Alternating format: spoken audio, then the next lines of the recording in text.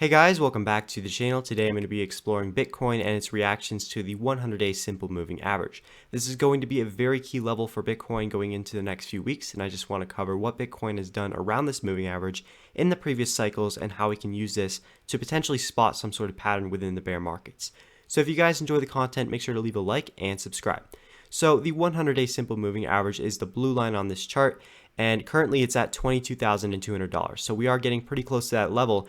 And the reason this is going to be strong resistance is because on the move to $25,000 that we had back here in August, this is the level where we turned around and rejected off of. So you can see we came up to this level, a few wicks trying to get back above this, but ultimately the candles closed under it, and then we turned and rolled over, forming this low around $18,500. So again, we're getting back up to that level here where we could be testing it in the next few days. So that's going to be very important to keep an eye on.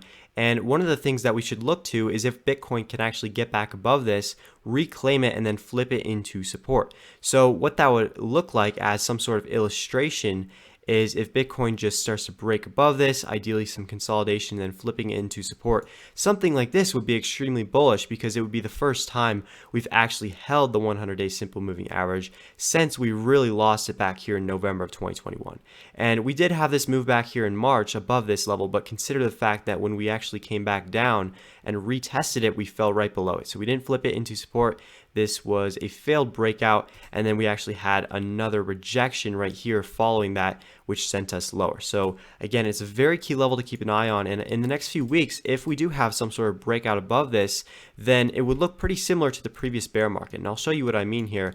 You can see a pretty similar pattern here where you did have that failed move back above it, you had that failed breakout, and then you had the rejection, the resistance off this level, and then ultimately when you had that final leg down, you had some consolidation, and also you had this low followed by a higher low, and then eventually the breakout above this moving average reclaimed it, flipped it into support, and then from there you can see we went on this pretty impressive rally. So that's a pretty similar market structure to what we've got going on today. You can see that same low, a higher low, and ideally what we want to see again is coming back above this moving average, reclaiming it, and then from there flipping it into support, which is going to be the most important thing because again, just because we get back above this and we have some daily closes above it doesn't mean it's bullish. You can see that move back here in March.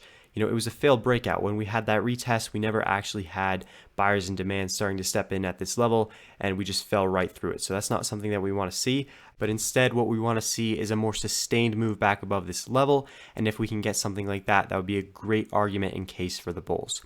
So I hope you guys did enjoy the content and the analysis. By the way, make sure to check out our sponsors in the link in the description below. We're partnered with FTX.us. It's a great cryptocurrency exchange. As always, I hope you enjoyed, and I will see you in the next one.